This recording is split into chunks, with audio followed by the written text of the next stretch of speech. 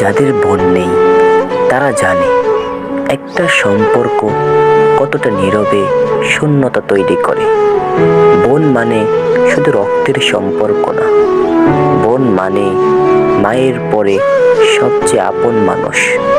শত ঝগড়ার পরেও যে নিঃস্বার্থভাবে ভালোবাসে, চুপচাপ পাশে দাঁড়িয়ে দেখে এক সাহস যোগায়। যাদের বোন নেই তারা ঈদের সকালে একটু বেশি চুপ থাকে, হাসির মাঝেও একটা না পাওয়ার অনুভূতি লুকিয়ে রাখে।